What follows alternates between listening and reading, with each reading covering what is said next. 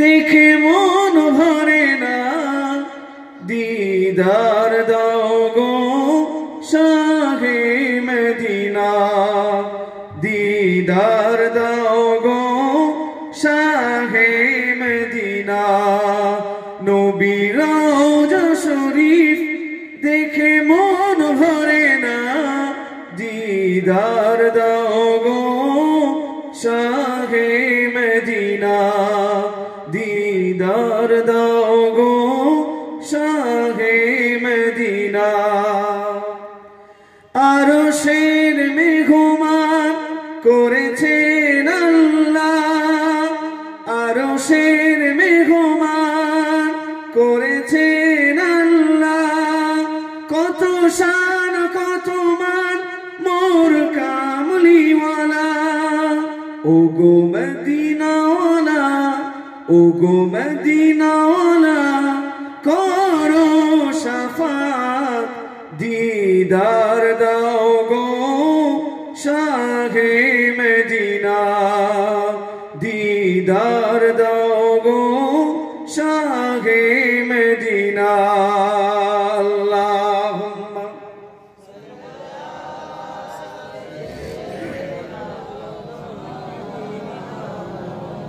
ওয়ালা আলে।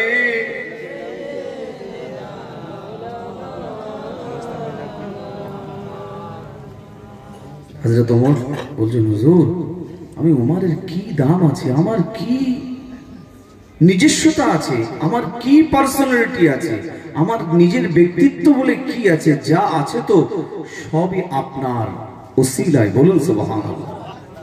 আমার কোনো দাম নেই।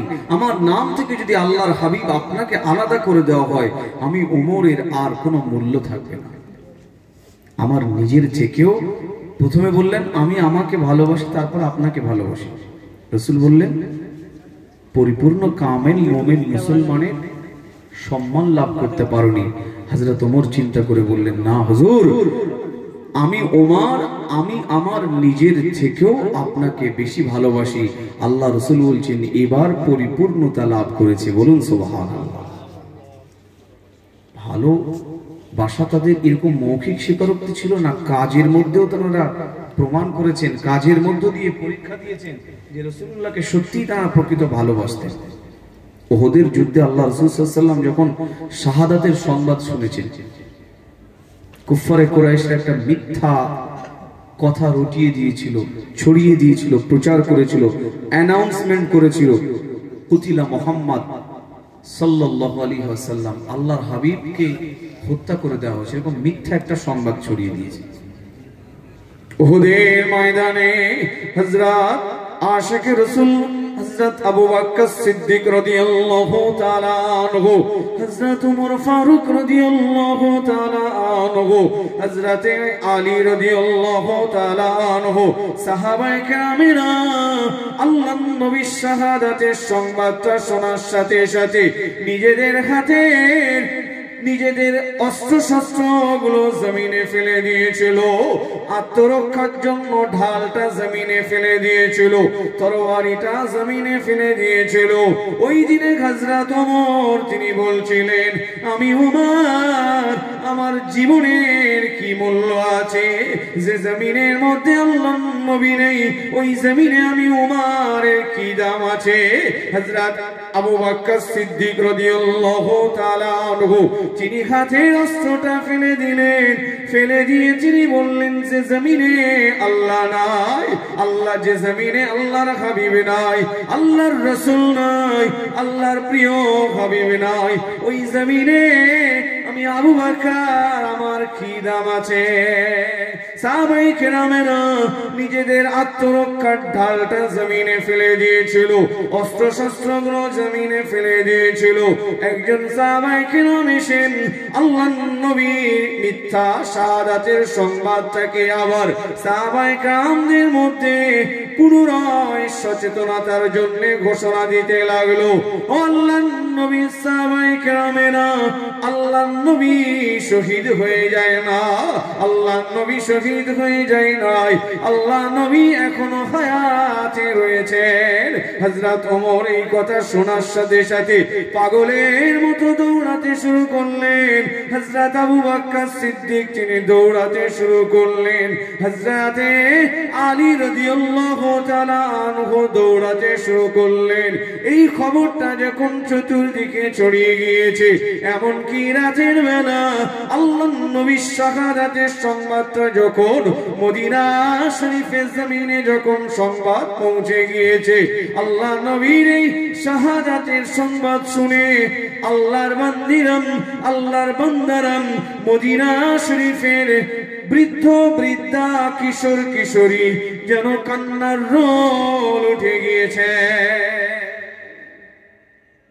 কারো মা মরে গেলে এত কান্না কাঁদে না, কারো পিতা মারা গেলে এত কান্না কাঁদে না, কারো আপনজন মারা গেলে এত কান্না কাঁদে না, সন্তান মারা গেলে এত কান্না কাঁদে না। যখন উহুদের জমিন থেকে আল্লাহর নবীর শাহাদাতের সংবাদটা পৌঁছে গিয়েছে, মদিনার নারীরা তারা কান্না শুরু করে দিয়েছে। মদিনার কিশোর কিশোরী, মদিনার বালক বালিকারা কান্না শুরু করে দিয়েছে, বৃদ্ধ বৃদ্ধারা কান্না শুরু করে দিয়েছে। একজন মহিলা ঘর থেকে বার হয়ে গিয়েছে, উহুদের জমিনের দিকে দৌড়াতে শুরু করে দিয়েছে। আল্লাহর নবী আজ দুনিয়াতে নাই, আল্লাহর নবী আর দুনিয়াতে নাই। আল্লাহর বান্দি পাগলিনীর নাই উহুদের ময়দানের দিকে দৌড়াচ্ছেন, দৌড়াচ্ছেন। আল্লাহ পাকের বান্দি উহুদের জমিনে যখন পৌঁছে গিয়েছেন, আল্লাহর নবী সাহাবারা আল্লাহর বান্দিকে সম্বোধন করে বলেছিল, ও আল্লাহর বান্দি, উহুদের জমিনে কেন এসেছেন? আপনার পিতা শহীদ হয়ে গিয়েছে। ওই ঈমান দীপ্ত নারী সাহাবিয়া বলেছিলেন, ও আল্লাহর নবীর সহচর, ও আল্লাহর নবীর সাহাবায়ে কেরামেরা, আমাকে আল্লাহর নবীর সংবাদটা শোনা। আমার পিতা শাহাদাত বরণ করেছে, এই সংবাদ নিতে আমি আসিনি, রাসূলুল্লাহর খবর আমাকে বলো। আল্লাহর বান্দি দৌড়াচ্ছেন, উহুদের জমিনে তিনি দৌড়াচ্ছেন, পাগলিনীর ন্যায় দৌড়াচ্ছেন। ওই সাহাবিয়াটা আল্লাহর নবীর অনুসন্ধানে দৌড়াচ্ছেন। আল্লাহর নবীর সাহাবায়ে কেরামেরা আবার তাকে সম্বোধন করে বললেন, ও আল্লাহর নবীর সাহাবিয়া, ও মদিনার রমণী, যুদ্ধের ময়দানে কেন এসেছেন? আপনার ভাই, আপনার সন্তান আজকে যুদ্ধের ময়দানে শহীদ হয়ে গিয়েছে। আল্লাহর বান্দি বলতে লাগলেন, আল্লাহর নবীর সাহাবায়ে কেরামেরা, আমাকে আল্লাহর নবীর সংবাদটা শোনান। আমার আব্বাজান শহীদ হয়ে গিয়েছে, আমি মেয়ে ছেলে, আমার কোনো পরোয়া নেই। আমার ভাই শহীদ হয়ে গিয়েছে, আমার কোনো ব্যথা নেই। আমার নিজের সন্তান শহীদ হয়ে গিয়েছে, আমি আল্লাহর বান্দি, আমার মনেতে কোনো ব্যথা নেই, আক্ষেপ নেই, বেদনা নেই। কিন্তু আমি শুনেছি আল্লাহর নবী নাকি শহীদ হয়ে গিয়েছেন। আমাকে আল্লাহর নবীকে একটু দেখান, আল্লাহর নবীকে আমাকে দেখান। সাহাবায়ে কেরামেরা আল্লাহর নবীকে দেখিয়ে বললেন, ও আল্লাহর বান্দি, ও সাহাবিয়া, ওই দেখুন আল্লাহর নবী আজও জমিনে জিন্দা হায়াতে রয়েছে।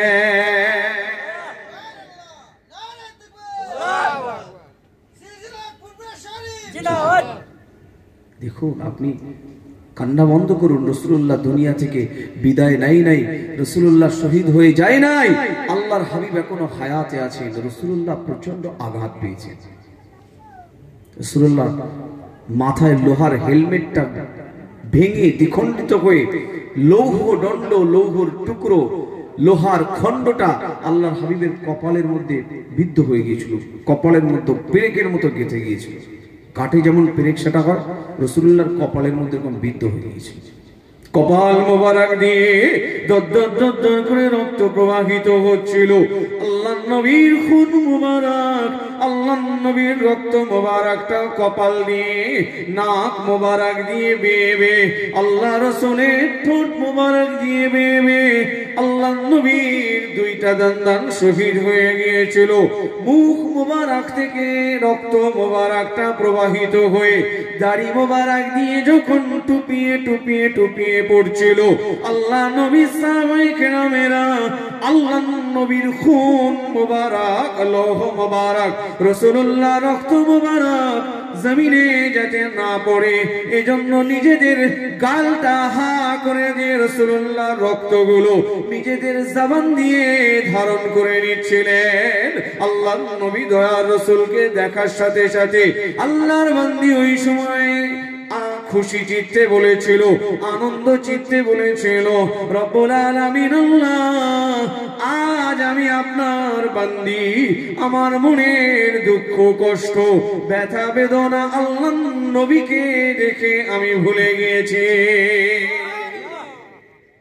আল্লাহ, আমার মনে যতটুকু ব্যথা বেদনা কষ্ট ছিল, আল্লাহ প্রিয় রাসূলকে দেখে আমার সব কষ্ট নিবারণ হয়ে গিয়েছে। বলুন সুবহানাল্লাহ। আমার আব্বা শহীদ হয়ে গেছে, আমার সন্তান শহীদ হয়ে গেছে, আমার ভাই শহীদ হয়ে গিয়েছে, আমার স্বামী শহীদ হয়ে গেছে, এ ব্যাপারে আমার মনে ব্যথা বেদনা কোনো কষ্ট নেই, আমি সন্তুষ্ট আনন্দিত, আল্লাহর রাসূল তিনি হায়াতে আছেন। বলুন সুবহানাল্লাহ। কি ভালোবাসা দেখেন। সাইয়েদনা হযরত আবু বকর সিদ্দিক রাদিয়াল্লাহু তাআলা হুজুরের উক্তি দেখেন। আল্লাহর নবী যখন অসুস্থ হতেন, হযরত আবু বকর সিদ্দিক রাদিয়াল্লাহু তাআলা যখনই শুনতেন যে আল্লাহর রাসূল অসুস্থ হয়ে গেছে, হযরত আবু বকর সিদ্দিক ছুটে চলে যেতেন আল্লাহর হাবিবকে দেখতে। উম্মুল মুমিনিনদের গৃহে উপস্থিত হতেন। রাসূলুল্লাহকে যখনই দেখতেন, দেখার সাথে সাথে হযরত আবু বকর সিদ্দিক অসুস্থ হয়ে যেতেন। দেখেন নিজের উক্তি, মারিদাল হাবিবু ফাইদ্দাতুহু فمرضت من أسف عليه شفي الحبيب فزارني فشفيت من نظري إليه। আমি এমন একজন আশিক, আমি আল্লাহর নবীর এমন একজন মুহিব্বিন, আমি আল্লাহর নবীর এমন একজন পাগল, আমি আল্লাহর নবীর এমন একজন মহব্বতের মানুষ। আল্লাহর রাসূলকে যখনই আমি অসুস্থতার কথা শুনতাম, আল্লাহর নবীকে দেখার সাথে সাথে আমি আবু বকর আমি নিজেই অসুস্থ হয়ে যেতাম। আবার আমি আবু বকর আমি অসুস্থ অবস্থায় যখন থাকতাম, আল্লাহর হাবিব যখন সুস্থ হয়ে যেতেন, আল্লাহর রাসূল সুস্থ হয়ে যে আমি আবু বকর আমাকে যখন দেখতে আসতেন, আমার গৃহেতে আল্লাহর নবী যখন অবস্থান করতেন, আমি আবু বকর আমাকে যখন দেখতে আসতেন, আমি আবু বকর অসুস্থ অবস্থায় আল্লাহর নবীকে আমার সম্মুখে দেখার সাথে সাথে আমি আবু বকর সঙ্গে সঙ্গে সুস্থ হয়ে যেতাম।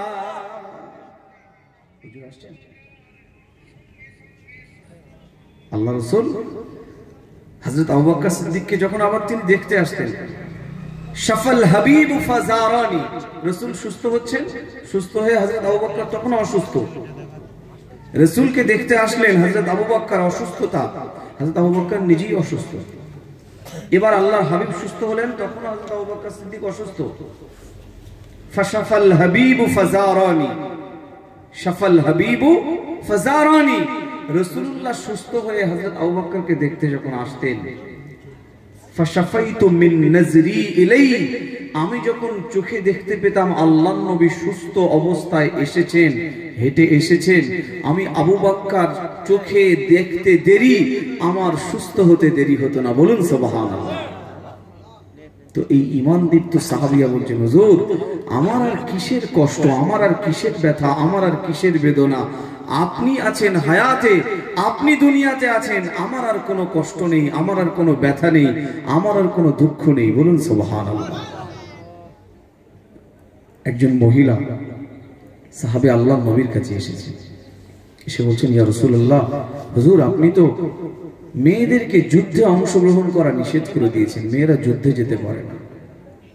তবে আপনি যখন যুদ্ধে যান আমার খুব চিন্তা হয়, চতুর্দিকে আপনার শত্রু, আপনাকে আঘাত করার জন্য, আপনাকে হত্যা করার জন্য, আপনাকে শহীদ করে দেওয়ার জন্য তারা সবাই ওত পেতে বসে থাকে। আপনার কত শত্রু। হুজুর আপনি যখন যুদ্ধের ময়দানে যান, যুদ্ধক্ষেত্রে যান, আপনি যখন রণক্ষেত্রে পৌঁছে যান, যুদ্ধের ময়দানে আপনি যখন উপস্থিত হয়ে যান, চতুর্দিক দিয়ে আপনাকে লক্ষ্য করে টার্গেট করে তীরগুলো তারা ছুটতে থাকে, পাথরগুলো ছুটতে থাকে, অস্ত্র দিয়ে আঘাত করার জন্য তারা ওত পেতে বসে থাকে। হুজুর আপনি যখন যুদ্ধের ময়দানে থাকেন, আমি মদিনামে, আমি আল্লাহর বান্দি, আপনার সাহাবিয়া, আমার মনটা যুদ্ধের ময়দানে পড়ে থাকে।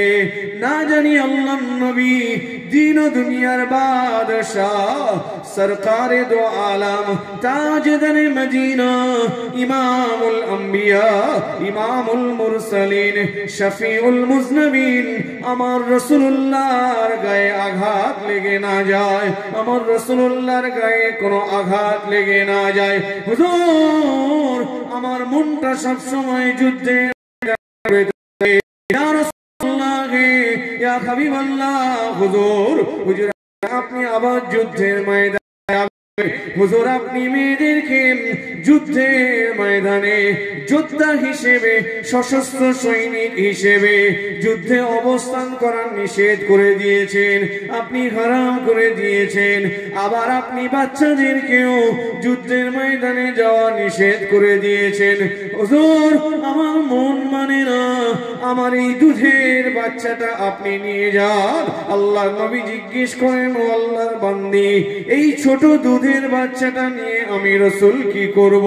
হুজুর আপনি যখন যুদ্ধের ময়দানে, আপনি যখন রণক্ষেত্রে উপস্থিত হবেন, যুদ্ধের ময়দানে যখন আপনি উপস্থিত হবেন, হুজুর আত্মরক্ষার জন্য আপনি যখন হাতে ঢালটা রাখবেন, হুজুর ওই ঢালটা ব্যবহার না করে আমার দুধের বাচ্চা, আমি মা, আমার নারী ছেড়া সন্তানটাকে আপনি আপনার আত্মরক্ষার জন্য ঢাল হিসেবে ব্যবহার করবেন।